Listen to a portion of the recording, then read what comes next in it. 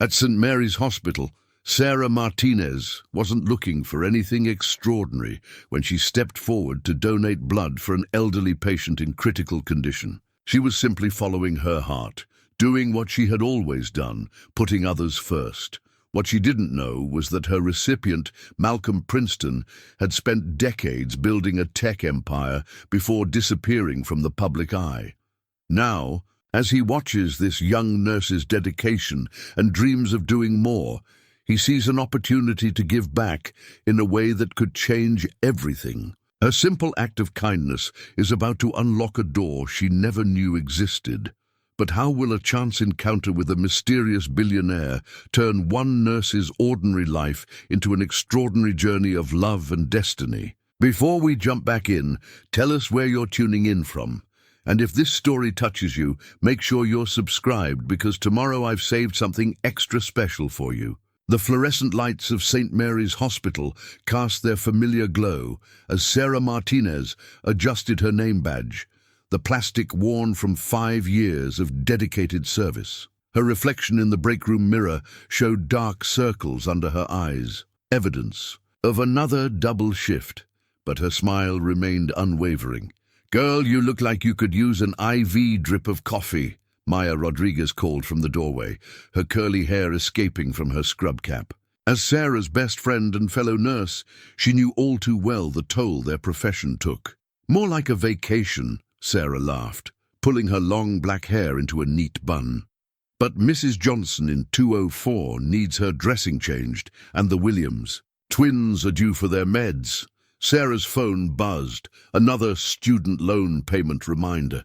She quickly silenced it, pushing away the familiar weight of worry. 5 years after graduation, and she was still barely making a dent in her debt.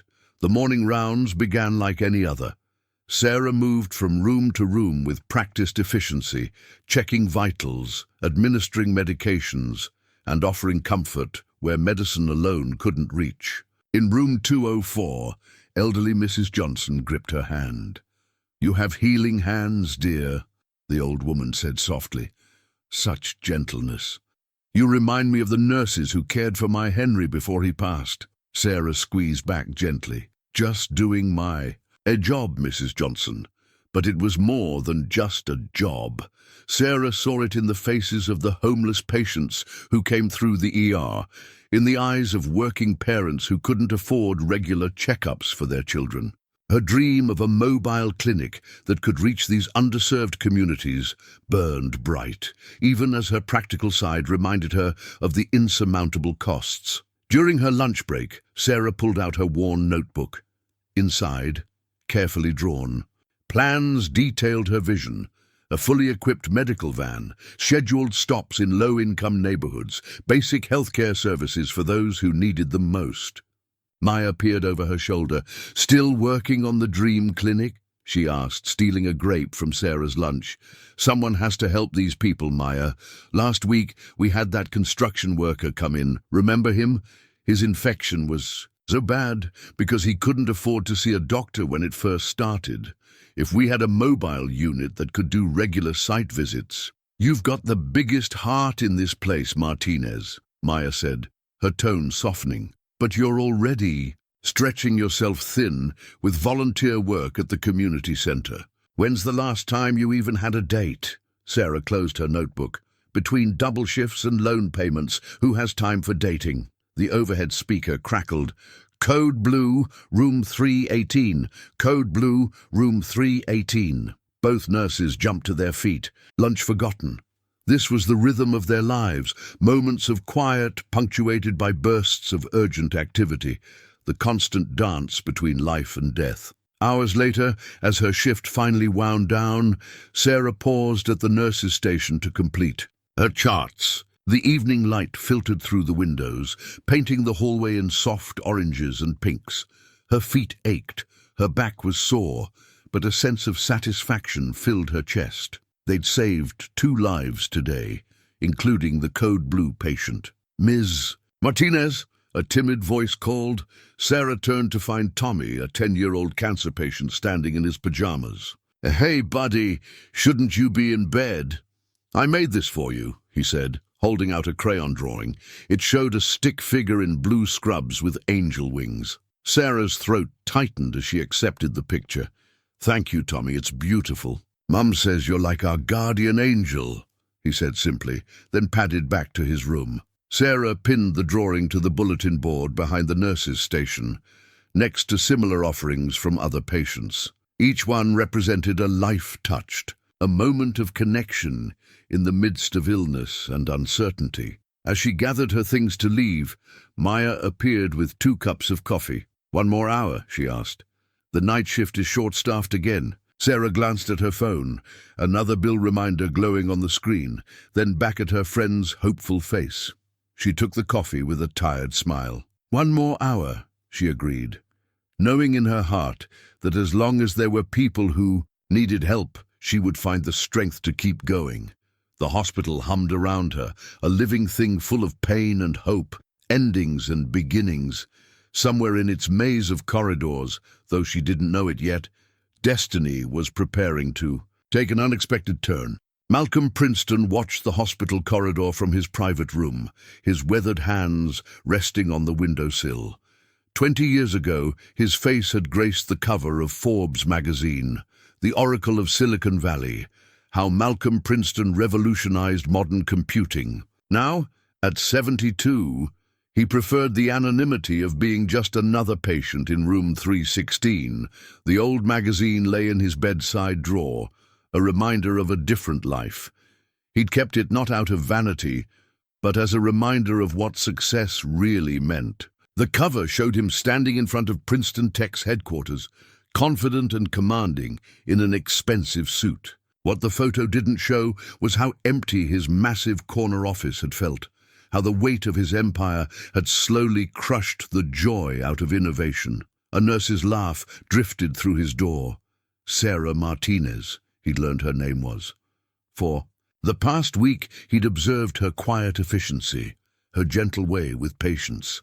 She reminded him of Elizabeth, his late wife, who'd spent her life teaching in inner-city schools while he built his fortune. "Your morning vitamins, Mr. Princeton," Sarah said, entering with a small paper cup. She didn't know she was serving a man worth billions, and that was exactly how he preferred it. "Thank you, dear," he replied, noting the dark circles under her eyes. "Double shift again?" She smiled, checking his vitals with practiced movements. "The night shift needed coverage. We're always a bit short-staffed." Malcolm nodded, thinking of the conversation he'd overheard yesterday.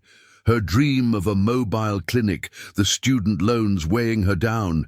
He'd made his fortune by recognizing potential, by seeing possibilities others missed. In Sarah, he saw something familiar. The same drive that had once pushed him to work endless hours in his garage, coding the software that would eventually transform the tech industry. After she left, he pulled out his tablet, disguised in a worn leather case, to maintain his cover. A few taps brought up his private email, encrypted and accessible only to him and his most trusted advisors. "Background check on Sarah Martinez, St. Mary's Hospital," he typed. "Full profile, particularly community involvement and financial status." The response came within hours, confirming what he'd already suspected. Outstanding student loans of $87,000. Volunteer work at 3 different community clinics. Perfect credit score despite the debt, never a late payment. Regular donations to various charities, small amounts but consistent, even with her tight budget. Malcolm leaned back, memories washing over him. In 1975, he'd been a struggling programmer with a revolutionary idea but no capital.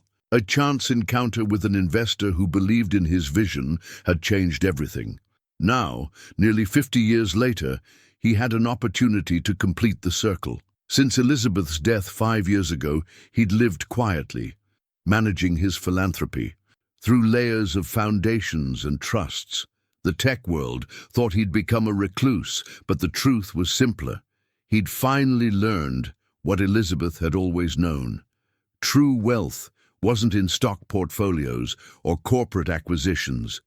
It was in the changes you could make in individual lives. His grandson, James, managed the public side of Princeton Tech now, while Malcolm focused on finding worthy causes to support anonymously. This hospital stay, prompted by complications from his diabetes, had unexpectedly led him to his next project. Through his window, he watched Sarah at the nurse's station, patiently explaining medication instructions to an elderly patient's family. Her dedication was evident in every gesture, every careful word. The mobile clinic she dreamed of wasn't just a business plan. It was a mission. Malcolm smiled, reaching for his phone. It was time to call James. His grandson had inherited not just his business acumen, but also Elizabeth's compassionate heart. Together, they could make Sarah's dream a reality, though she didn't know it yet. "James, yes, I'm fine," he assured his worried grandson, "but I need you to come to the hospital tomorrow. I've found something interesting, a way to honor your grandmother's memory." As he hung up, Malcolm caught his reflection in the window glass. The proud tech mogul from the magazine cover was gone, replaced by a man who had learned that true legacy isn't measured in market shares or stock prices. Elizabeth had taught him that. Now, through Sarah Martinez, he had a chance to prove he'd learned the lesson well. He pulled out his tablet again, this time opening a document titled Project Elizabeth. It was time to begin sketching out the details of a plan that would change not just one life, but potentially thousands. Sometimes, he mused, the best investments were the ones that would never show up on any balance sheet. The emergency alert cut through the quiet of the night shift like a thunderclap. Sarah's hands froze over her keyboard, her half-finished patient notes forgotten as the overhead speaker crackled, "Rapid response team to room 316. Rapid response. Team to room 316. Malcolm's room. Sarah was running before the announcement finished, her rubber-soled shoes squeaking against the polished floor. She reached his door just as Dr. Patel emerged from inside, his face tight with concern. "Blood. Pressure's dropping rapidly," he announced. "We need to start transfusion immediately." The words hit Sarah like a physical blow. The hospital's blood bank had been running low. She'd seen the memo just yesterday. Type AB negative, Malcolm's rare blood type, was particularly scarce. "How many units?" she asked, already knowing the answer wouldn't be good. "At least 2, possibly 3, Dr. Patel replied. "Blood banks checking their supply now." Inside the room, Malcolm lay unnaturally still, his usual keen alertness replaced by a grey pallor. The cardiac monitor beeped steadily, but his blood pressure numbers were falling digit by digit. The blood bank's response came back quickly. They had only 1 unit of AB negative in stock. Sarah didn't hesitate. "I'm AB negative," she said, rolling up her sleeve. "Test me." Maya, who had appeared at her side, touched her arm. "Sarah, you just finished a 12-hour shift." "I'm fine," Sarah insisted. She met Dr. Patel's questioning look. "I had my physical last month. All tests clean. I'm healthy and I haven't donated recently." Time seemed to compress into a series of rapid snapshots. The quick stick of the testing needle, the agonizing wait for compatibility confirmation, the cool pressure of the collection needle in her arm. Sarah watched her blood flow through the tubing, willing it to move faster. Malcolm stirred as the first unit was connected, his eyes fluttering open. Recognition dawned as he saw Sarah in the donor chair beside his bed. "You shouldn't," he began weakly. "Shh," Sarah soothed, her nurse's instincts taking over despite her own lightheadedness. "Just rest. Everything's going to be fine." Through the fog of fatigue, she noticed his hand moving, reaching for something. A small notebook fell from the bedside table. Sarah leaned forward, carefully, mindful of the needle in her arm, and picked it up. As she placed it back, a photograph slipped out. A much younger Malcolm standing next to a beautiful woman in front of what looked like a school building. "Elizabeth," Malcolm whispered, his eyes on the photo. "My wife. She was a teacher, believed, into helping others. Like you helped her students?" Sarah asked gently, trying to keep him talking, knowing it was important to monitor his consciousness level. A faint smile touched his lips. "She taught me what matters. The transfusion continued, Sarah's blood flowing into Malcolm's veins, while outside the window, dawn began to paint the sky in soft pastels. Maya brought Sarah a juice box and some cookies, hovering nearby with worried eyes. "Your blood pressure's a bit low," she murmured. "You should stop soon." But Sarah held firm until Dr. Patel confirmed Malcolm's numbers were stabilizing. Only then did she allow Maya to remove the needle and press a cotton ball to her arm. "Thank you," Malcolm said, his voice stronger now. "Not many would." "Anyone would," Sarah interrupted, but Malcolm shook his head slightly. "No," he said, "not anyone. Not like that. Not without hesitation." His eyes held hers with unexpected intensity. "Why did you do it?" Sarah thought about the question as Maya helped her stand. Why had she done it? The answer came easily, naturally. "Because it was needed," she said simply, "and I could help." Something flickered in Malcolm's expression, recognition perhaps, or decision. But exhaustion was catching up with Sarah, making the room spin slightly. "Home," Maya ordered, supporting her friend. "I'm calling you an Uber, no arguments." As they helped Sarah to the door, Malcolm spoke again. "Ms. Martinez?" She turned back. "Sometimes," he said softly, "the smallest acts of kindness have the largest ripples." Sarah nodded, too tired to fully process his words. She didn't see. The way Malcolm watched her leave, didn't notice him reaching for his phone with renewed purpose. In the Uber home, Sarah's arm ached where the needle had been, but her heart felt full. She had no way of knowing that her simple act of giving would soon return to her, multiplied 1,000-fold, that this night would mark the beginning of an extraordinary change in her life. For now, she just needed sleep, unaware that somewhere, in the hospital, Malcolm Princeton was making a call that would set in motion events that would transform her future forever. The morning after the transfusion, Sarah found a handwritten note waiting at the nurse's station.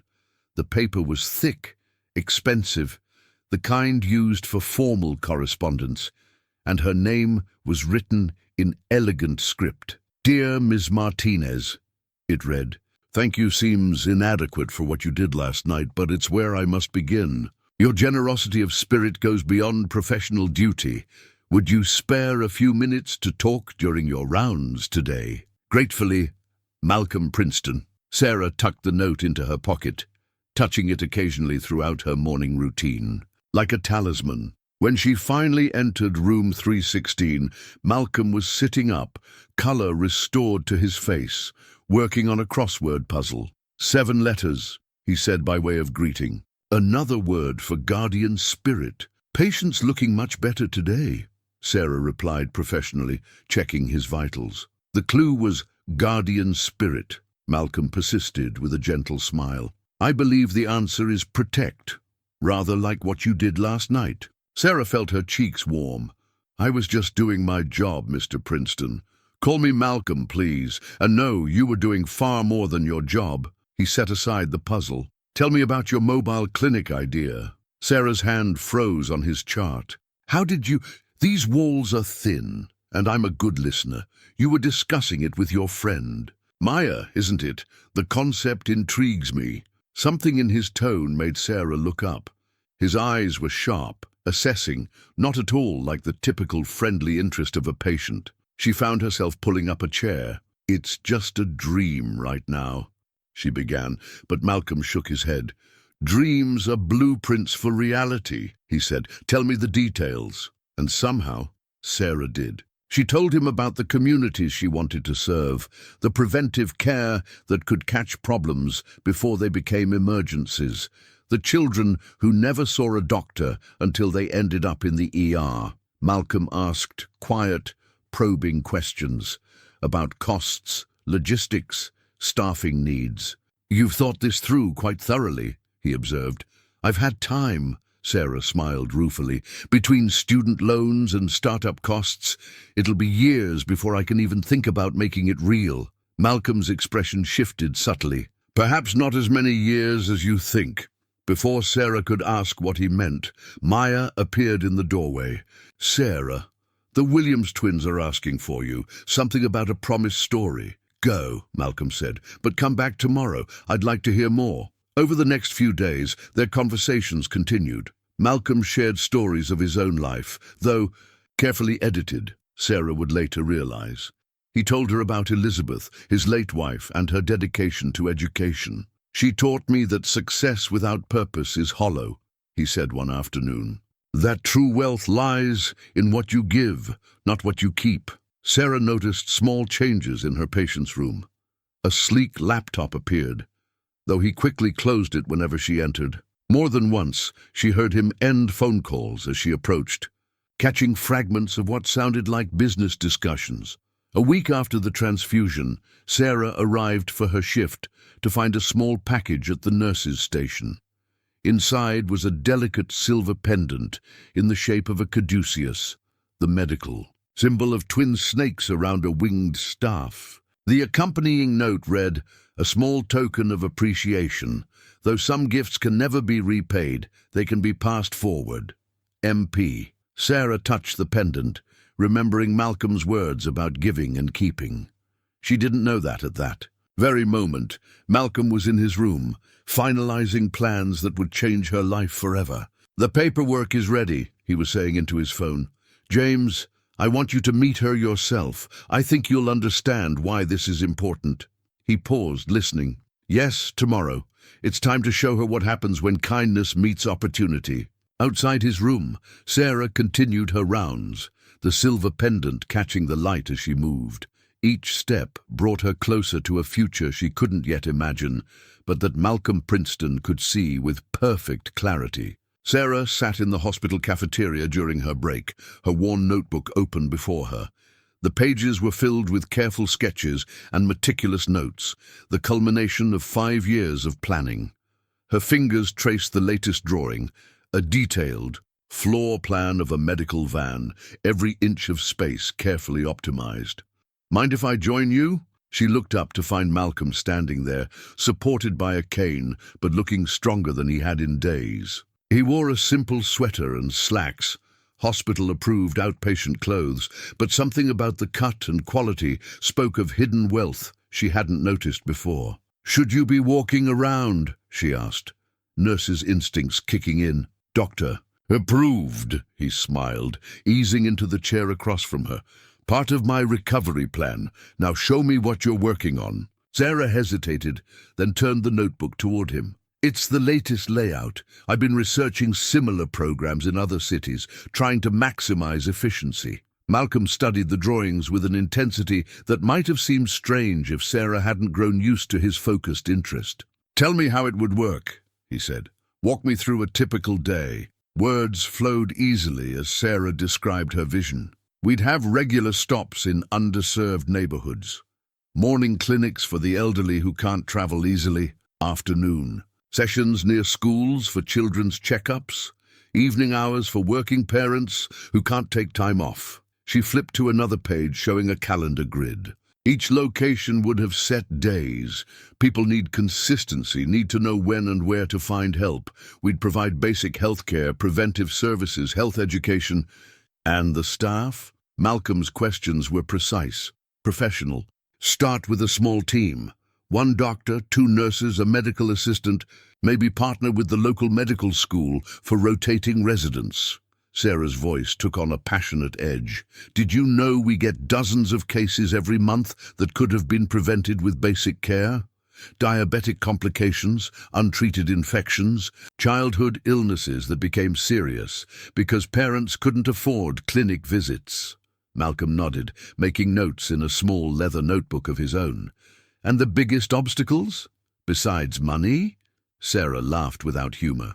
"Getting proper permits, establishing partnerships with existing clinics, creating sustainable funding. I've researched grants, but most require matching funds or established operations." "May I?" Malcolm gestured at her notebook. He began, asking detailed questions about her cost projections, equipment needs, and staffing estimates. His knowledge seemed unusually thorough for a casual observer. "You seem to know a lot about business planning," Sarah observed. Malcolm's eyes twinkled. Let's say I've had some experience in startup ventures. Their discussion was interrupted by Maya rushing over. Sarah, emergency in the parking lot. Woman in labor. Sarah was on her feet instantly, but she turned. Back to Malcolm. My notebook, I'll keep it safe, he promised. Go. The next hour passed in controlled chaos. The baby wouldn't wait for proper admission, and Sarah found herself assisting with the delivery in the back of a pickup truck. The mother had been trying to reach the hospital for hours, but couldn't afford an ambulance. When she finally returned to the cafeteria, Malcolm was still there, but now her notebook was filled with new notes in his precise handwriting, contact numbers for medical equipment suppliers, suggestions for community partnerships, alternative funding strategies. How did you know all this? She asked, amazed. Experience, he said simply. Then tell me about what just happened. Sarah described the parking lot delivery, her voice tight with controlled emotion. She waited too long to come in because of the cost. No prenatal care, no regular checkups. If we'd had a mobile unit in her neighborhood, the baby would have been safely delivered in a proper medical setting, Malcolm finished. He closed her notebook carefully. Sometimes, Ms. Martinez, the universe has a way of providing perfect illustrations. And if on cue, Maya appeared again. Sarah, the new mom, is asking for you. Says she wants to thank her parking lot angel. Sarah gathered her things, but Malcolm's voice stopped her. One more question. If you had the resources, if money wasn't an obstacle, how soon could you be operational? 3 months, Sarah answered without hesitation. I've done all the research. I just need a miracle, Malcolm suggested softly. Sarah smiled sadly. Something like that. She hurried off to visit her unexpected patient, unaware that Malcolm was watching her go with the satisfied expression of a man who had just made an important decision. He pulled out his phone and dialed. James? Yes? I've seen enough. Set up the meeting for tomorrow and bring the papers we discussed. The following morning, Sarah found an elegantly printed card at the nurse's station, requesting her presence in the hospital's administrative conference room at 2 p.m. Her first instinct was worry. Had something happened with a patient? But the card was signed simply MP. Go, Maya urged when Sarah hesitated.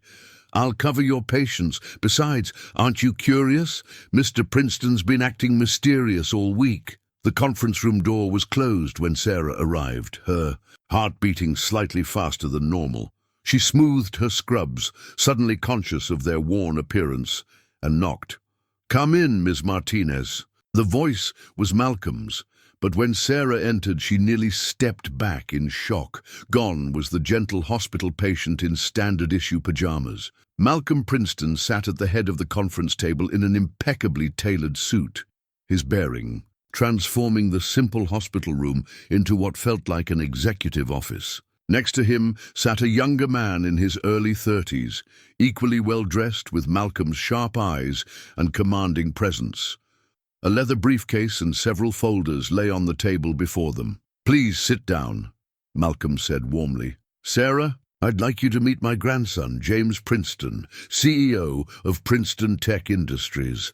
The name hit Sarah like a physical blow. Princeton Tech, the global technology giant. Her mind raced, connecting dots. Malcolm Princeton, the mysterious tech pioneer who'd revolutionized computing before disappearing from public view. You're him, she whispered. The Malcolm Princeton. Guilty as charged, Malcolm smiled. Though these days, I prefer to work more quietly. He gestured to the folders. Which brings us to why you're here. James opened one of the folders, revealing Sarah's notebook drawings of the mobile clinic. My grandfather has told me about your vision, Ms. Martinez. Very impressive planning. Sarah's mouth felt dry. I don't understand. Let me explain, Malcolm said, leaning forward. 5 years ago, when my wife Elizabeth passed away, I established a foundation in her name. Its purpose is to identify and support initiatives that combine innovation with genuine human impact. He paused. Rather like a mobile medical clinic that could transform healthcare access for underserved communities. Sarah's hands gripped her chair's armrests. "Mr. Princeton, you gave me your blood without hesitation," Malcolm continued. "But more than that, you've shown me through your work, your planning, your dedication to patients, that you possess exactly the qualities the Elizabeth Princeton Foundation seeks to support." James opened the briefcase and removed a thick document. "We'd like to fully fund your mobile clinic project, Ms. Martinez.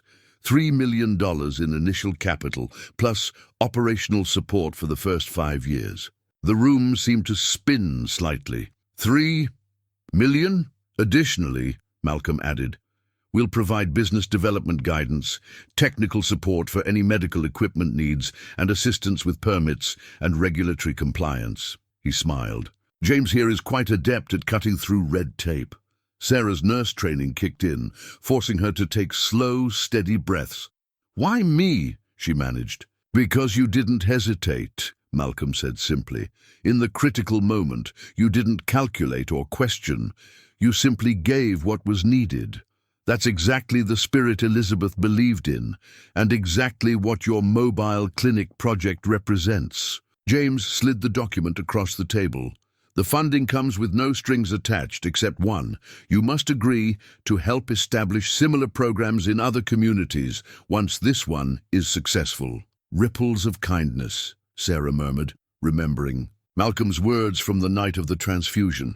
"Exactly," Malcolm nodded. "Elizabeth always said that the measure of a gift isn't in its size, but in how far its effects can spread." Sarah stared at the document, her vision blurring slightly. "This would mean leaving my job here. The hospital administrator has already agreed to hold your position for a year if you want that safety net," James said.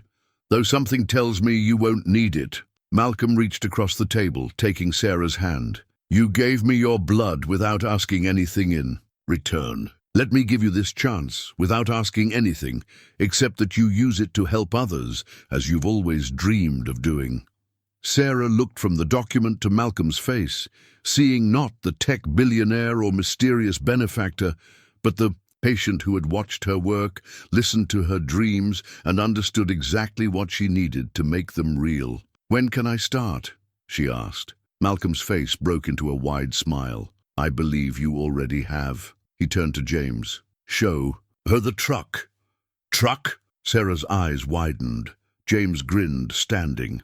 "We took the liberty of acquiring a suitable vehicle. It's being fitted out according to your specifications as we speak. Would you like to see it?" Sarah rose on shaky legs, her heart pounding with a mixture of fear and exhilaration. As they headed for the door, she caught a glimpse of her reflection. In the window, a nurse in simple scrubs, standing between two of the most powerful men in the tech industry, about to step into a future she had only dared to dream about. The mobile medical unit gleamed in the morning sun, its pristine white exterior bearing the newly designed logo, "Community Care on the Move." Sarah stood before it, still struggling to believe it was real. Her notebook sketches had been transformed into 40 feet of state-of-the-art medical facility on wheels. "Ready for the tour?" James asked, appearing beside her with a tablet in hand. Over the past week, his business attire had gradually relaxed into smart casual wear, though he still carried himself with the unmistakable air of a CEO. I can't believe how fast this is happening," Sarah admitted, following him toward the vehicle's entrance. "Grandfather always says the best time to act is now," James replied, keying in the entry code. "Besides, your plans were remarkably thorough. It just needed the right resources to make it happen." The interior took Sarah's breath away. Everything she had imagined was there, but better. 2 fully equipped exam rooms, a small laboratory, storage for medications and supplies, and a comfortable waiting area. High-tech medical equipment shared space with thoughtful touches, like children's books and comfortable seating. "We incorporated all your specifications," James explained, moving through the space with practiced ease. "The solar panels on the roof will help power the refrigeration units, and this terminal connects directly to the hospital's medical record system." Sarah ran her hand along a spotless counter. "It's perfect. Almost, James corrected. We still need to staff it. He pulled up a list on his tablet. I've scheduled interviews with potential doctors and nurses for next week, though, he added, with a slight smile, you'll be doing the interviewing. Me? Sarah's eyes widened. But I've never... You'll be directing this project, Sarah. That means building your own team. His expression softened at her obvious anxiety. Don't worry. I'll help you prepare. They spent the next hour reviewing candidate profiles, James patiently explaining what to look for beyond the basic qualifications. Sarah found herself relaxing into the role, surprised by how naturally her medical knowledge translated into administrative decisions. You have good instincts, James observed as they discussed a particularly promising candidate. You see the whole picture, not just the credentials. I learned that from your grandfather, Sarah said. The way he looked past my position to see what I could become. James's eyes held hers for a moment longer than necessary. He's good at seeing potential, in all forms. The moment was interrupted by Malcolm himself, walking carefully but steadily up the truck's ramp. Well, does it meet specifications? Sarah rushed to help him, but Malcolm waved her off. I'm not a patient anymore, my dear, just an interested investor. He looked around the unit approvingly. Though I must say, seeing this makes me feel better than any medicine. We were just discussing staffing, James said. Sarah has some excellent insights about team composition. Malcolm nodded. Of course she does. She's been building this team in her mind for years. He turned to Sarah. Speaking of teams, there's someone else you should meet. My lawyer is coming by later to discuss incorporating your project as a proper non-profit organization. Sarah felt the familiar flutter of anxiety. I don't know anything about running a non-profit. You know about helping people, Malcolm said firmly. The rest is just details. Details that James will help you navigate. James cleared his throat. Actually, I was thinking we could discuss some of those details over dinner. There's a quiet Italian place near the hospital. Sarah felt her cheeks warm, as Malcolm unsuccessfully tried to hide a smile. Yes, that would be helpful, she managed. Excellent, Malcolm said, perhaps a bit too cheerfully. Now, shall we look at these supply manifests? Elizabeth always said the devil was in the details. As they reviewed inventory lists and delivery schedules, Sarah caught glimpses of her reflection in the unit's polished surfaces. She barely recognized herself, not just a nurse anymore, but a project director, an interviewer, a leader, and perhaps something else. Something suggested by the way James kept finding reasons to stand near her, to lean close while explaining a document. Sarah? James's voice brought her back to the present. About dinner. Would 7 o'clock work? 7 would be perfect, she replied, pretending not to notice Malcolm's satisfied expression. Outside the mobile unit, the hospital continued its busy routine. Sarah thought of Maya and her other colleagues, still rushing through their shifts inside. Soon she would be out there too, bringing healthcare to those who needed it most. But first, she had a dinner to prepare for, a dinner that felt very much like more than just a business meeting. 2 weeks into the project, Sarah sat surrounded by paperwork in her new office, fighting the urge to doubt herself. The morning's meeting with city officials hadn't gone as smoothly as she'd hoped. Questions about parking permits, safety regulations, and neighborhood impact studies swirled in her mind. Rough day? James appeared in her doorway, carrying 2 cups of coffee. He'd made a habit of dropping by, officially to check on the project's progress, though his lingering glances suggested other motivations. Is it that obvious? Sarah accepted the coffee gratefully. Their fingers brushed during the exchange, sending a now familiar warmth through her chest. You've got that same look you had at Luigi's when they brought out the wine list, he teased, referring to their dinner last week. Like you're afraid of choosing wrong. Sarah couldn't help smiling at the memory. What had started as a business dinner had evolved into 3 hours of conversation about everything except business. At least then I had you to help me choose. And you have me now, James said softly. What's troubling you? She gestured at the papers spread across her desk. The zoning board wants another review. The insurance company has concerns about mobile operations. And Dr. Richards, our top candidate for lead physician, is having second thoughts about leaving his private practice. James pulled up a chair. One problem at a time. Tell me about Dr. Richards. He's perfect for the role. Experienced, compassionate, great with underprivileged patients, but he's worried about stability. She sighed. I can't blame him. Sometimes I worry too. About failing, about letting your grandfather down, about... She hesitated. About disappointing you. James reached across the desk, taking her hand. Sarah, look at me. His touch was warm, steady. Do you know what grandfather saw in you?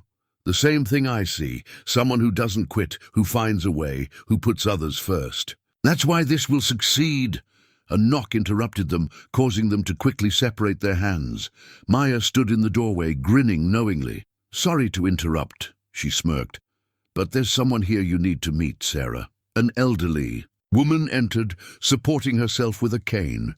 Sarah recognized her immediately. Mrs. Johnson, her former patient from the hospital. I heard about what you're doing, Mrs. Johnson said without preamble. My church group wants to help. We can spread the word, organize volunteers, whatever you need. The neighborhood needs this clinic, dear. Sarah felt tears prick her eyes. Mrs. Johnson. Also, the older woman continued, pulling out a business card. My son's a lawyer specializing in medical regulations. He'd like to help with your permit issues. James watched the exchange with a growing smile. See, he murmured to Sarah, the right people have a way of showing up when you need them. After Mrs. Johnson left, promising to return with her church group's official offer of support, Sarah felt something shift inside her. The paperwork hadn't diminished, but it seemed less daunting now. You know what this project needs? James said suddenly. A community advisory board, local leaders who can help navigate neighborhood dynamics and build trust. Sarah's mind raced with possibilities. Mrs. Johnson could chair it, and that reverend we met last week, and the school principal. There you go, James smiled, finding solutions already. Their eyes met, and Sarah felt that familiar flutter in her chest. Before she could speak, Malcolm appeared in the doorway. How's our fearless leader doing? He asked, then paused, noting their proximity. Ah, I see James is providing his usual thorough support. James cleared his throat. Just discussing the advisory board concept. Among other things, I'm sure, Malcolm said dryly. Sarah, my dear, don't let this CEO intimidate you. In medical school, he once fainted during a blood draw. Grandfather, James protested as Sarah laughed. Now, Malcolm continued, eyes twinkling, why don't you both join me for dinner tonight? We can discuss these permit issues. I may know some people on the zoning board. As they left the office together, Sarah realized something. The pressure hadn't disappeared, but it had transformed. With James beside her and Malcolm's guidance, her challenges felt less like obstacles and more like steps on a path that seemed to be leading her exactly where she was meant to be. The evening sun painted Malcolm's home office in shades of amber as he carefully removed an old photograph from its frame. Sarah sat across from him, still processing the revelation that this modest home was actually a sprawling estate overlooking the city. Elizabeth took this the day after our first success, Malcolm said, handing her the photo. It showed a much younger Malcolm standing before a garage workbench cluttered with circuit boards and coffee cups. We'd been living on ramen noodles and dreams for 3 years by then. Sarah studied the image. The same intensity she'd come to know burned in young Malcolm's eyes, but there was something else too. A raw hunger, a need to prove himself. You weren't born into wealth, she said, understanding dawning. Far from it. Malcolm eased into his leather chair. My father was a janitor, my mother cleaned houses. Elizabeth was a student teacher when we met. She believed in me when all we had was a garage and an idea. He pulled out another photo, Elizabeth surrounded by children in a run-down classroom. She never stopped teaching, even after we could afford anything she wanted. Said money was just a tool for doing good. His voice softened. She would have loved you, Sarah, loved seeing her philosophy in action. Is that why you helped me? Sarah asked. Partly, Malcolm smiled, but I also saw in you what Elizabeth saw in me, someone who wouldn't be crushed by opportunity, but would use it to lift others. A gentle knock interrupted them. James stood in the doorway, his tie loosened after a day of meetings. Sorry I'm late. Board meeting ran over. His eyes met Sarah's, and the air seemed to charge with unspoken energy. Perfect timing, Malcolm said, watching them with knowing eyes. I was just showing Sarah the garage where it all began. Ah, the famous garage. James moved closer, naturally gravitating to Sarah's side. Grandfather made me work there one summer in college. Said I needed to understand where we came from. And did you? Sarah asked. Eventually. James's shoulder brushed hers as he leaned in to see the photo. Though I think I'm learning more about it now, watching you build your dream from scratch. Malcolm cleared his throat. Speaking of building dreams, I believe you two have dinner reservations? Something about discussing the clinic's launch event. Sarah blushed. Their business dinners had become more frequent, less about business with each passing week.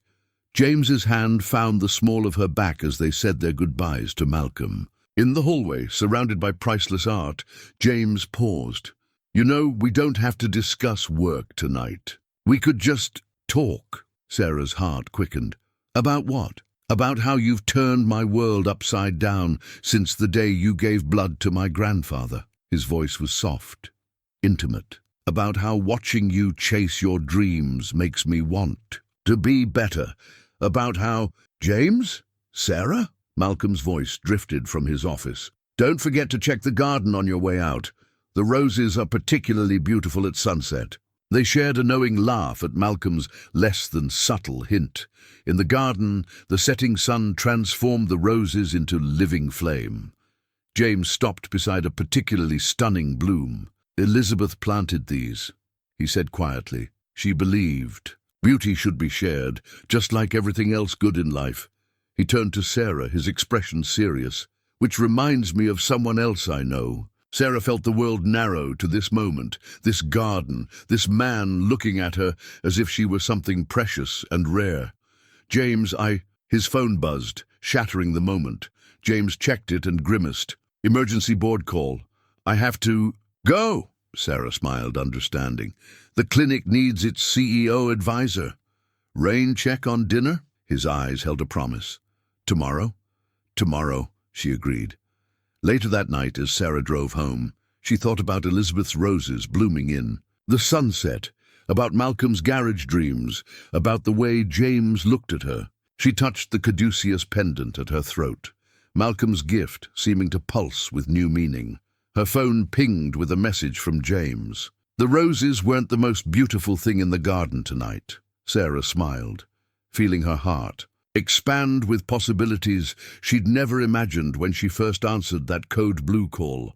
Sometimes, she realized, the greatest gifts come disguised as ordinary moments. A blood donation, a garden at sunset, a chance to make dreams real. The local newspaper's headline hit like a physical blow. Proposed mobile clinic faces community opposition. Sarah stared at the article, her coffee growing cold beside her desk. The story outlined concerns from several local private practice physicians about unauthorized medical services and unsafe conditions in mobile healthcare delivery. Don't let them shake you. James strode into her office, his own copy of the paper crushed in his hand. We knew there might be opposition.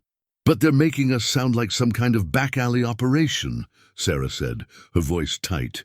Dr. Henderson even suggested we'll be enabling drug abuse by making medical care too accessible to certain populations. The barely veiled prejudice in the quote made her stomach turn. James moved behind her chair, his hands coming to rest on her shoulders. They're afraid of change and maybe a little worried about competition. These are respected doctors, James. Their opinions carry weight. Sarah leaned back, drawing strength from his presence. The licensing board is already calling for additional reviews. Then we'll face them head on. His thumbs worked small circles against her tense muscles. You know this community better than they do. You've seen the real needs firsthand. The door opened and Malcolm entered, moving slower than usual, but with fierce determination in his eyes. Well, the vultures are circling early. Grandfather, we need to launch a counter-offensive? Malcolm finished. Already in motion. Sarah, my dear, how would you feel about doing a television interview?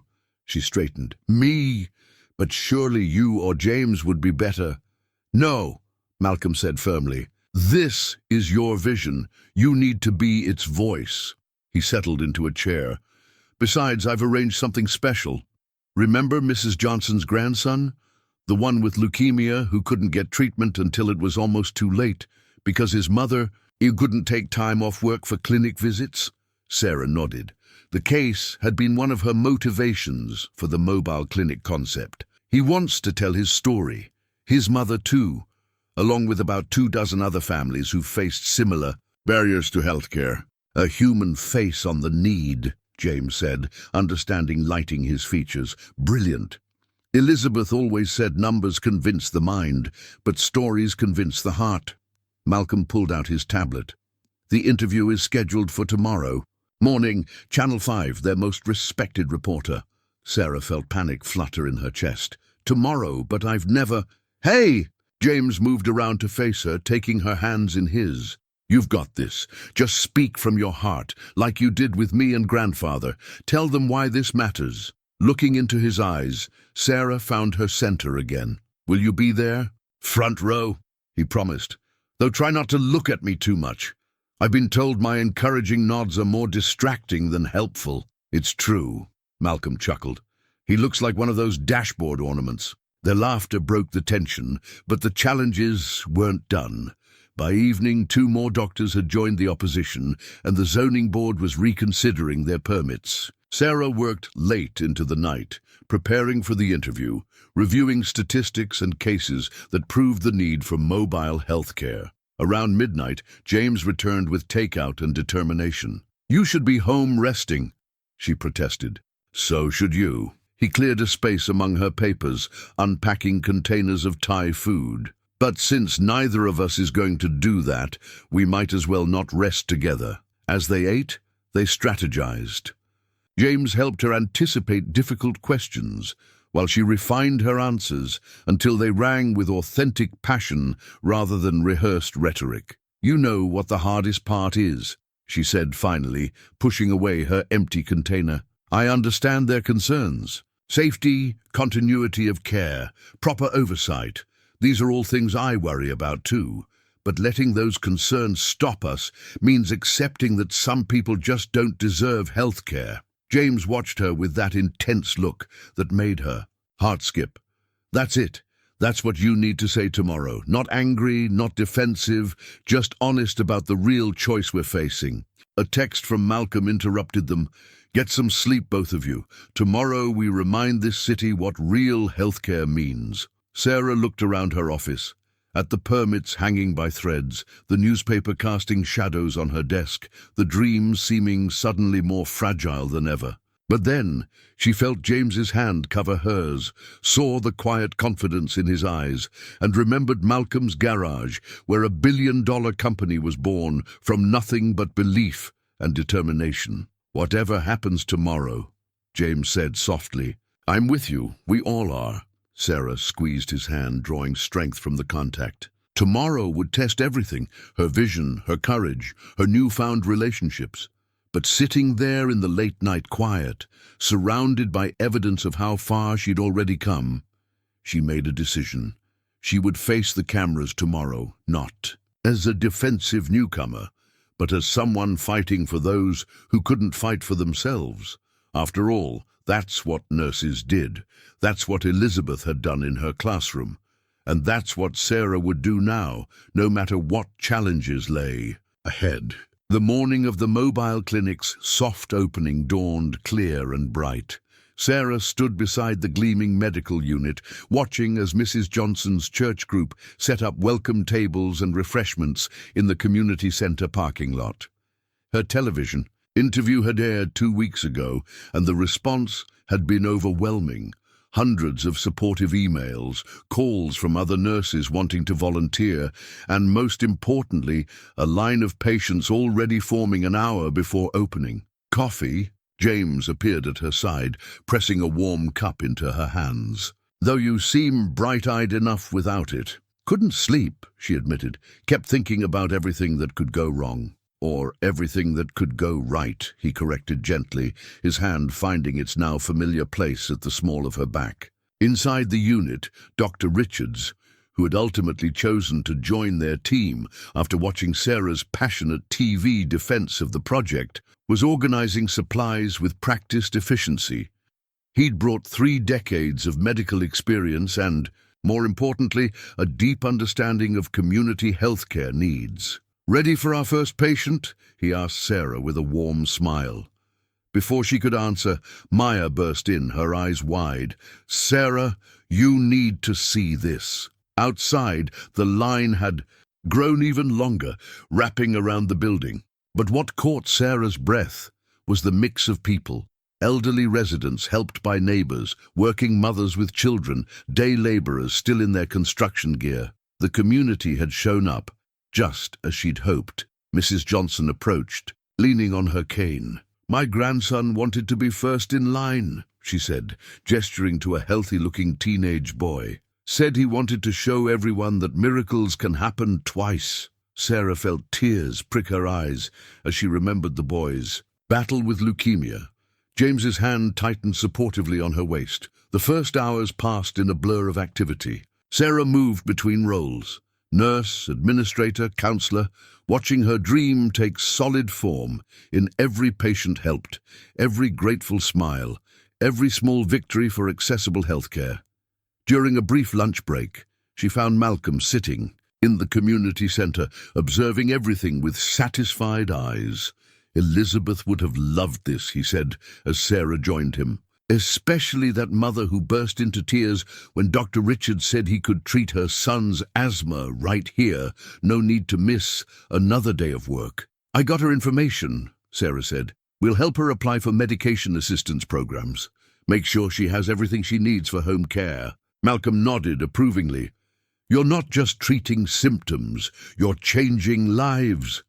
"We all are," Sarah corrected, watching as James charmed a group of nervous children waiting for their checkups. He had shed his usual corporate demeanor, sitting on the floor to show them how the blood pressure cuff worked on their teddy bears. "He's different with you, you know," Malcolm said softly. "More like the boy who used to spend hours in my garage, trying to invent things to help people." He patted Sarah's hand. "Elizabeth would have loved that too." The afternoon brought more patients, more stories, more confirmations that the mobile clinic was filling a crucial need. When they finally closed the doors at sunset, they had seen 63 patients, more than double their projected number. 63 lives touched, James said as they sat together on the unit steps, watching the sunset paint the sky in celebratory colors. 63 reasons the opposition was wrong. Sarah leaned against him, exhausted but content. "I keep thinking about that construction worker, the one who finally got his shoulder looked at after months of pain.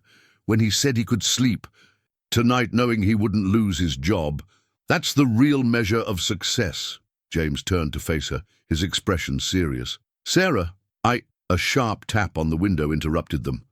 Maya's grinning face appeared. "Sorry to break up the moment, lovebirds, but we've got our first emergency call. Family can't get their daughter to the hospital, asking if we can come to them." Sarah was on her feet instantly, professional mode engaging, but as she gathered supplies, she caught James watching her with undisguised admiration. "Go," he said. "Be amazing, I'll wait." She paused long enough to squeeze his hand, a promise in the gesture. Their moment would come. For now, there was work to do, lives to touch, dreams to prove real, one patient at a time. The call came at 3 a.m., shattering the quiet of Sarah's first day off in weeks. James's voice on the phone was tight with worry. "Grandfather's in the hospital, his diabetes. It's bad this time." Sarah was moving before he finished speaking. muscle memory from years of nursing taking over as she grabbed clothes and car keys. "I'm on my way." "Which hospital?" "St. Mary's." His voice cracked slightly. He insisted. Said he wouldn't trust anyone else. She found them in the emergency room, James pacing the floor, Malcolm pale and unconscious on the bed, monitors beeping urgent warnings. Dr. Patel, her old colleague, was reviewing blood work with a furrowed brow. "Severe hyperglycemia," he explained as Sarah examined the charts. "Blood sugars through the roof. We're starting aggressive treatment, but what?" James demanded. "There are signs this has been building for a while," Dr. Patel said gently. "Has he seemed more tired lately? Less focused?" Sarah's mind raced back through recent weeks. Malcolm had been coming to the clinic less often, claiming he needed rest. She'd been so caught up in their success, in the growing number of patients, in her deepening relationship with James. "I should have noticed," she whispered. James crossed to her, wrapping her in his arms. "We all should have. He's good at hiding things when he wants to." The next hours passed in a blur of medical procedures and worried waiting. Sarah moved between professional and personal roles, translating medical terminology for James while helping the staff access Malcolm's complex medical history. Around dawn, Malcolm's eyes finally flickered open. "Well," he said weakly, "this is embarrassing." "Grandfather!" James rushed to his side. "Why didn't you tell us you were feeling worse?" Sarah asked, checking his vitals with trembling hands. Malcolm managed a faint smile. "You both had more important things to focus on. The clinic, it's doing so well." "Nothing is more important than you," James said firmly. "Nothing. The clinic needs their CEO advisor," Malcolm argued. "The clinic needs its founder healthy," Sarah countered, her nurse's authority creeping into her voice. "You're not just our investor, Malcolm, you're our family." The word hung in the air, loaded with meaning. Malcolm's eyes filled with tears. "Elizabeth used to scold me like that," he said softly, "when I'd work too hard, forget to take care of myself." A new doctor entered, a specialist Sarah didn't recognize. She moved to step back, give the family privacy, but both James and Malcolm reached for her hands. "Stay," James said. "Please." The news wasn't good. Malcolm's diabetes had progressed. Complicated by stress and overwork, he would need intensive treatment, possibly extended hospitalization. "The clinic," Malcolm began, but Sarah cut him off. "Has a strong team and solid foundations. Thanks to you." She squeezed his hand. "Now, it's our turn to take care of you." Over the next days, Sarah split her time between the clinic and hospital. James practically lived in Malcolm's room, working remotely between medical consultations. They developed a rhythm, Sarah handling the medical discussions, James managing business affairs, both of them ensuring Malcolm was never alone. One evening, as Malcolm slept, James found Sarah in the hospital garden, where they'd almost kissed weeks ago. She was staring at Elizabeth's roses, now blooming in full summer glory. "Penny for your thoughts?" he asked softly. "I keep thinking about that night I gave him blood," she said. "How one simple act can change everything, connect everything." She turned to face him. "I was so focused on the clinic changing other people's lives, I didn't see how it was changing mine. Giving me a family." James stepped closer, cupping her, face in his hands. "You did more than give blood that night. You gave us back something we'd lost after grandmother died. Purpose, connection, love." This time, when he leaned in to kiss her, there were no interruptions. Under the stars and Elizabeth's roses, their lips met in a kiss that felt like coming home. A throat cleared behind them. They turned to find Maya wheeling Malcolm in a wheelchair, his eyes twinkling despite his pallor. "Don't stop on my account," he said cheerfully. "Elizabeth and I did plenty of garden kissing in our day."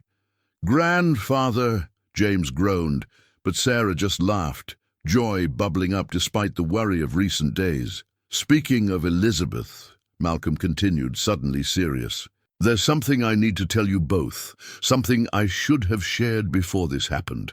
He patted the pocket of his robe, where a worn journal peeked out. about her real legacy and what it means for all of us. Malcolm's hospital room was quiet, except for the soft beeping of monitors and the whisper of pages turning. In his hands, he held Elizabeth's journal, its leather cover worn smooth by years of handling. Sarah and James sat close together, their fingers intertwined as they waited for him to speak. Elizabeth knew she was dying, Malcolm began softly, but she was more concerned about how I would live. He opened the journal to a marked page. She left instructions, you see, not just for me, but for what she called her real fortune. Sarah leaned forward as Malcolm began to read Elizabeth's words. My dearest Malcolm, if you're reading this, you've finally found someone who reminds you that wealth isn't measured in dollars. Someone who understands that true value lies in what we give, not what we keep. Malcolm's eyes met Sarah's. She knew I'd need a sign, a reason to start giving again after she was gone. She wrote that when I found the right person, I'd know, because they would give without questioning, help without hesitating. The blood donation, James said softly. More than that, Malcolm continued. The dream of helping others, the dedication to service, everything Elizabeth believed in. He pulled out a stack of papers from beside the journal, which is why I'm implementing the final part of her plan. The papers were legal documents, complex but with one clear purpose: the establishment of the Elizabeth Princeton Foundation for Community Health Care, with Sarah named as executive director. But the mobile clinic, Sarah stammered, was just the beginning, Malcolm smiled. Elizabeth left half her personal fortune, separate from the company assets, to establish a foundation that would revolutionize community health care. She was waiting for the right person to lead it. James squeezed Sarah's hand as she processed this news. How much? She began. $50 million, Malcolm said quietly. Enough to establish mobile clinics in 50 cities over the next 5 years. Elizabeth believed that real change happens from the ground up, one community at a time. Sarah felt the room spin slightly. I don't know how to run a foundation. Yes, you do, James said firmly. You've been doing it already, building teams, managing resources, changing lives. The only difference is scale. And you won't be alone, Malcolm added. James will continue as CEO of Princeton Tech, but the foundation will have first call on company resources and support.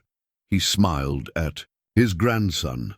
Unless you object to working closely with the executive director? James brought Sarah's hand to his lips. I think I can manage that arrangement. Malcolm's expression grew serious. There's more. Elizabeth had a special gift for seeing connections between people, between needs and solutions.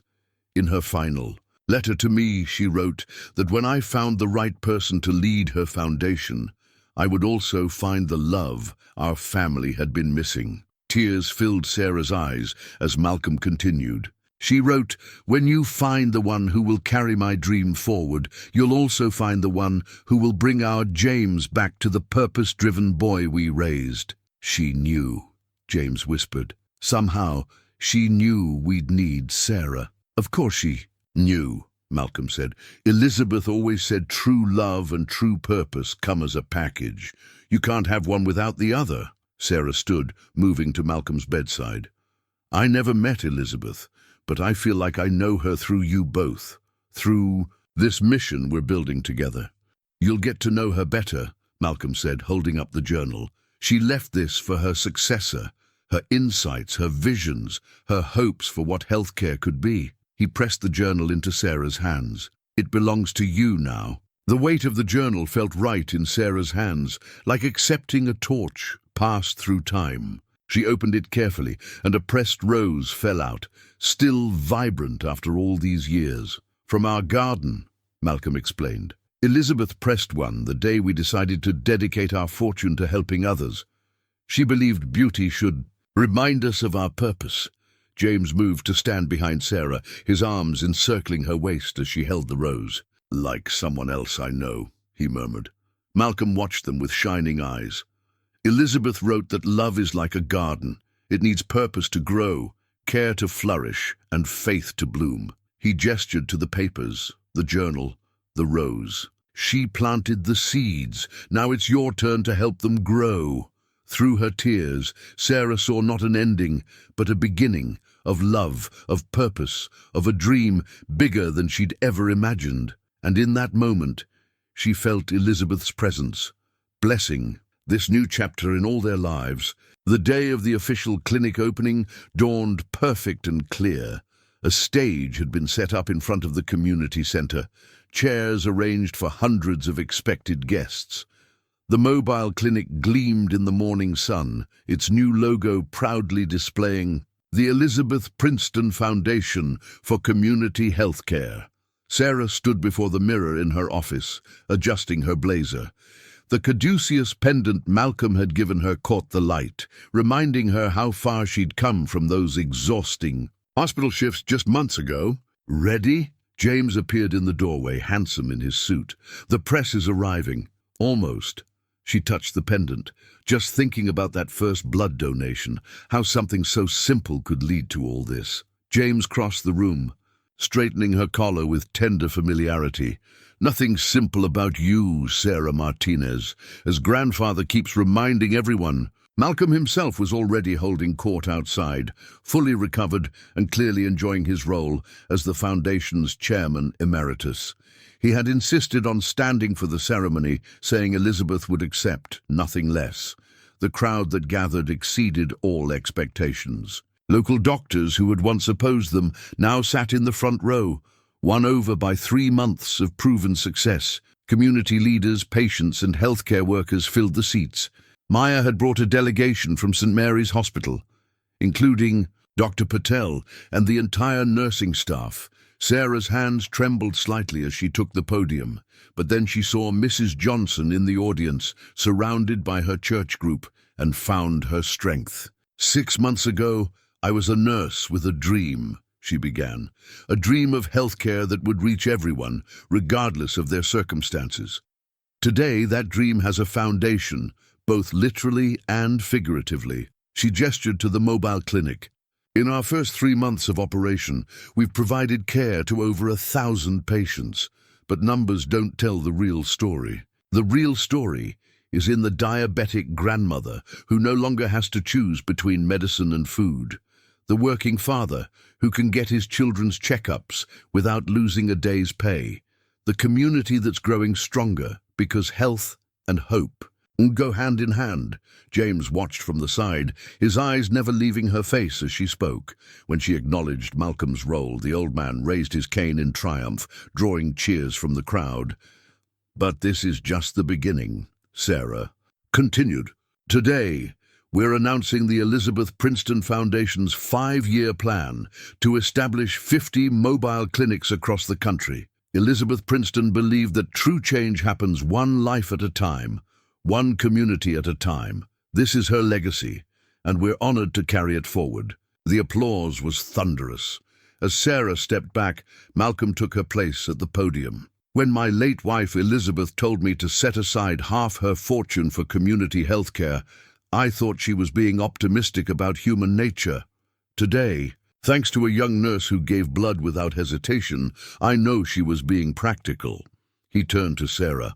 Elizabeth knew that real change needed 2 things, resources and heart. Today, we have both. The ceremony continued with speeches from community leaders and healthcare partners, but the most powerful moment came when Mrs. Johnson's grandson, now healthy and strong, cut the ribbon across the clinic's door. As the crowd mingled afterward, enjoying refreshments and tours of the facility, James pulled Sarah aside into the quiet of her office. "There's one more announcement we should make today," he said softly, reaching into his pocket. "If you're ready." Sarah's heart skipped as he knelt, opening a small velvet box to reveal a ring. The diamond was set in a design that echoed her caduceus pendant, medical symbols intertwined with infinity loops. "Elizabeth's," Malcolm said from the doorway, eyes glistening. "She left instructions that it should go to the woman who would carry her dream forward, the woman who would make our family whole again." James looked up at Sarah, his eyes full of love and promise. "Will you?" Sarah's yes was witnessed by Malcolm, by Elizabeth's journal on the desk, and by the spirit of giving that had brought them all together. As James slipped the ring onto her finger, she knew that this too was part of Elizabeth's legacy. Love and purpose, wrapped together in an endless circle of giving and receiving. Outside, the Foundation's first mobile clinic stood ready for another day of service, its promise of hope now matched by the promise of love that would help it grow. The garden, where James and Sarah had shared their first kiss, now bloomed with white roses and twinkling lights. Elizabeth's original rose bushes had been supplemented with new plantings, creating an enchanted backdrop for their wedding ceremony. Wooden chairs formed intimate rows on the lawn, each decorated with sprigs of baby's breath and caduceus symbols woven from silver ribbon. Maya, as maid of honor, adjusted Sarah's veil in the solarium that served as a bridal suite. "From giving blood to giving your heart," she teased. "Only you could turn a nursing shift into a fairy tale." Sarah touched the familiar pendant at her throat, her something old, that paired perfectly with Elizabeth's ring. "Not a fairy tale," she corrected. "A mission with a love story woven in." The guest list reflected the merging of their worlds. Hospital staff sat alongside tech executives. Community center volunteers mingled with business leaders. Mrs. Johnson held court in the front row, proudly showing anyone who would listen the latest photos from the mobile clinic's success stories.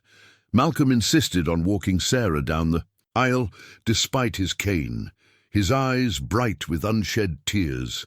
"Elizabeth would have loved this," he whispered, as they waited for their cue, though she probably planned it all along. The ceremony itself was a celebration of both love and purpose. James and Sarah had written their vows to reflect both their personal commitment and their shared mission. Even the unity ceremony held special meaning.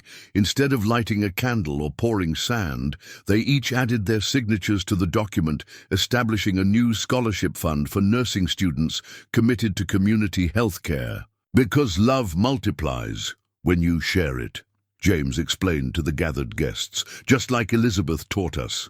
During the reception, Malcolm rose to make his toast, his voice strong with emotion. "When I first met Sarah, she gave me the gift of life through her blood. Today, she gives our family the gift of love through her heart. But her greatest gift has been showing us how to continue Elizabeth's legacy of caring for others." He turned to the newly married couple. Elizabeth wrote in her journal that true love is like healthcare. It works best when it reaches everyone who needs it. Today we celebrate not just a marriage, but a mission, not just a couple, but a cause. The Foundation's work had continued even during wedding preparations. 3 new mobile clinics were already operating in neighboring cities, with 5 more in development. Sarah had proven to be as skilled at administration as she was at nursing, while James's business acumen helped turn Elizabeth's vision into an efficient, expanding operation. As they shared their first dance, James held Sarah close. "Have I told you today how amazing you are?" he murmured. "Once or twice," she smiled, "though I seem to remember you were pretty amazing yourself in that board meeting yesterday. The way you handled the expansion funding." He laughed softly. "Only you would talk about board meetings during our first dance." "Only us," she corrected. "That's what makes this work. The mission isn't separate from the love. It's part of it." Later, as evening fell and the garden lights twinkled like stars, Sarah found a quiet moment with Elizabeth's journal. She had taken to reading it regularly, finding new wisdom in its pages with each passing month. Tonight, a particular passage caught her eye. "Love, like healing, requires both skill and heart. The skill can be learned, but the heart must be given freely. When you find someone whose heart beats in time with your mission, hold on tight. That's the foundation on which all other good things are built." "Good advice," Malcolm said, joining her. He looked dapper in his tuxedo, his health fully restored. though I suspect you and James figured that out on your own. Sarah closed the journal carefully. We had good teachers. You and Elizabeth, but you've taught us too. Malcolm's eyes crinkled. You've shown us that Elizabeth's dream wasn't just about healthcare or even about helping others. It was about creating connections, building bridges between people and possibilities. The dance floor had filled again. James was dancing with Maya, while Dr. Richards twirled Mrs. Johnson carefully between tables. The room buzzed with conversation about upcoming clinic locations, new healthcare initiatives, and expanding community programs. Shall we join them? Malcolm offered his arm with a flourish. After all, even foundation directors and chairmen emeritus should celebrate properly. Sarah took his arm, feeling the future unfold bright and promising before them. This was just the beginning of their story, a story of love, purpose, and the endless possibilities that open up when you give. From the heart. 1 year after the wedding, Sarah stood in her office at the Foundation's new headquarters, surrounded by maps marking the locations of their mobile clinics. 15 units now operated across 5 states, with another 10 in development. But it was the framed photo on her desk that made her pause in her morning review. A simple snapshot of a blood donation chair at St. Mary's Hospital. Remembering where it all began, James's voice came from the doorway. He crossed the room to wrap his arms around her waist, his hand resting gently over her slightly rounded belly. Maya sent it, Sarah explained. Says she tells every new nurse the story now, how one blood donation changed healthcare in America, and gave me the best CEO the Foundation could ask for, Malcolm added, entering with his usual impeccable timing. His cane was now more accessory than necessity, though he claimed it added distinguished flair to board meetings. The morning sun streamed through floor-to-ceiling windows, illuminating walls covered with thank you letters and children's drawings. Each one represented a life touched, a family helped, a community strengthened. The Denver clinic opens next week, Sarah reported, touching one of the map markers. Dr. Richards is flying out to train their medical team personally. And the funding for the Texas expansion, Malcolm inquired, though his proud smile suggested he already knew the answer. James grinned. Approved unanimously. The board was particularly impressed with Sarah's presentation on community impact metrics. Elizabeth always said numbers mean nothing without stories, Malcolm reminded them. Speaking of which, he produced a tablet, pulling up a video that had gone viral the previous week. It showed one of their mobile units arriving at a remote farming community during a medical emergency. The crew's quick response had saved a young boy's life. 5,000 shares, James noted, and donations have tripled since it aired. Sarah touched her caduceus pendant thoughtfully. It's not just about the donations, though. Every share means another community asking for our help, another chance to expand our reach. Another ripple in the pond, Malcolm nodded approvingly. Yesterday's board meeting proved that. When Sarah shared Mrs. Johnson's grandson's college acceptance letter, "He's going to medical school," Sarah beamed. "Says he wants to work for the Foundation when he graduates." The Foundation's impact had indeed created ripples they'd never anticipated. Local hospitals reported decreased emergency room visits for preventable conditions. Schools noted better attendance now that children could receive care without parents missing work. Other organizations had begun replicating their model, which was exactly what they'd hoped for. Elizabeth's journal mentioned something about this, Sarah said, reaching for the worn volume she still kept close. She wrote that true success isn't measured by what you achieve, but by what you inspire others to achieve. "Rather like someone else I know," James murmured, his hand moving gently over their growing child. They had announced the pregnancy to Malcolm just last week, though Sarah suspected he'd guessed earlier. His knowing smiles had taken on an extra sparkle lately. "Elizabeth would have loved being a great-grandmother," Malcolm said softly, "though in a way she already is." Every child helped by these clinics is part of her legacy too. Sarah's computer chimed with an incoming video call.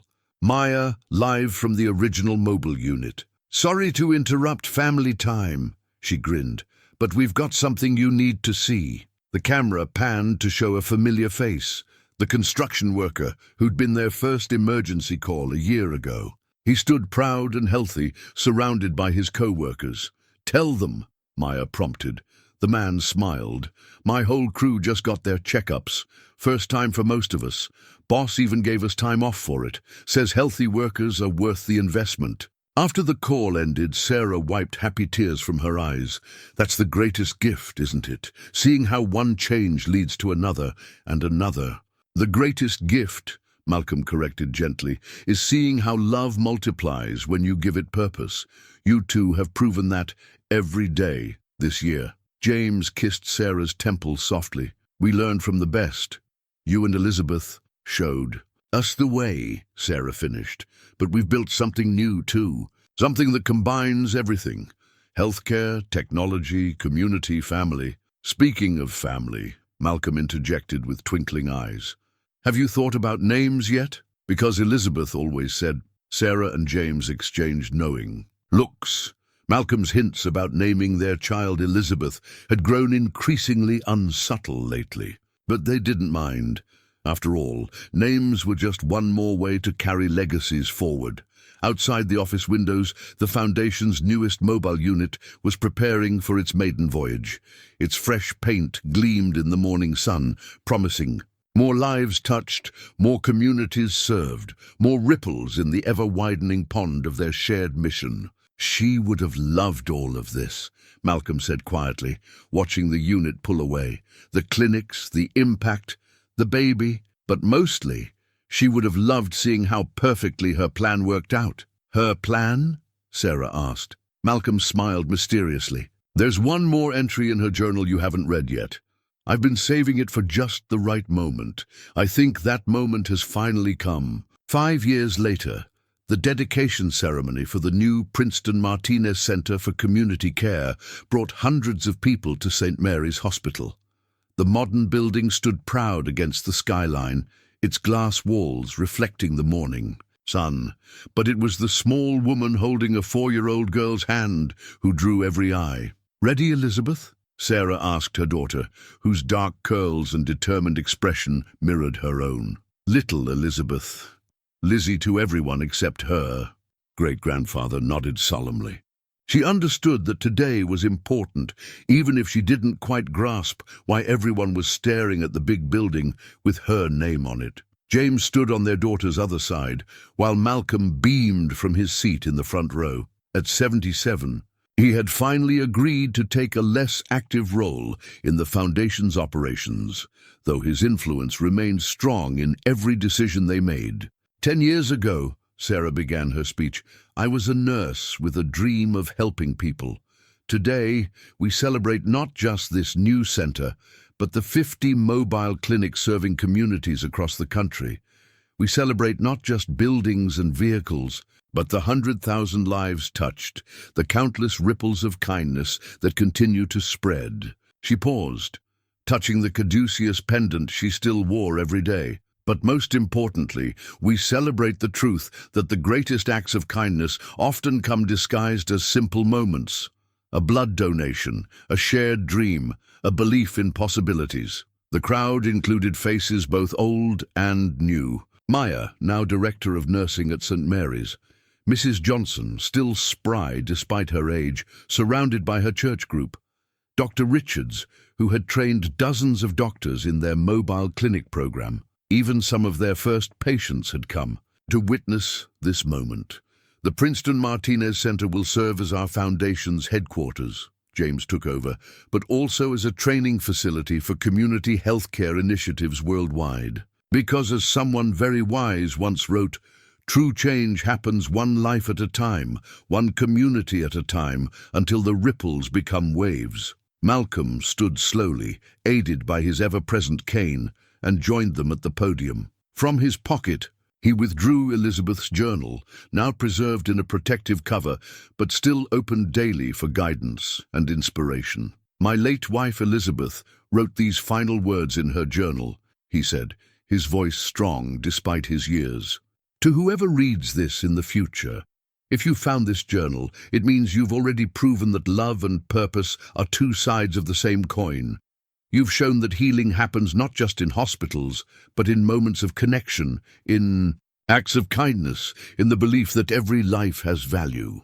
Sarah felt tears well up as Malcolm continued reading. But my greatest hope is that you've discovered the real secret, that giving and receiving are part of the same circle, that every act of kindness returns multiplied, that love grows best when planted in the soil of purpose. Little Elizabeth tugged at her mother's hand.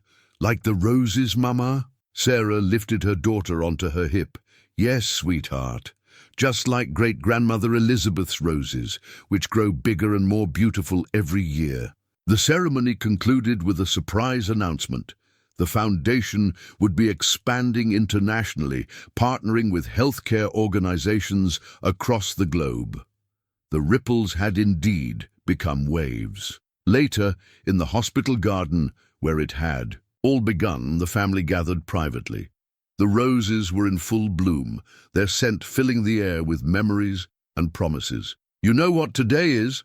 Malcolm asked, watching Lizzie explore the garden paths. Exactly 5 years since I showed you that last journal entry, the one that convinced you to expand the foundation overseas. Sarah smiled, leaning into James's embrace. Elizabeth knew, didn't she? Even then, she knew how far these ripples would spread. She knew love would find its purpose. Malcolm nodded. Or perhaps that purpose would find its love. In the end, they're the same thing. Little Elizabeth returned with a rose petal, offering it to her great-grandfather with solemn ceremony. As Malcolm accepted it with equal gravity, Sarah thought about all the lives woven together by one simple moment of kindness. A nurse giving blood to a patient, not knowing she was really giving it to her future family, her future purpose, her future self. Above them, the Princeton Martinez Center gleamed in the sunset, its windows reflecting the garden's beauty. Inside, plans were already underway for new projects, new clinics, new ways to help. The circle of giving and receiving continued, growing ever wider, touching more lives with each passing day. And somewhere, Sarah felt certain Elizabeth was smiling.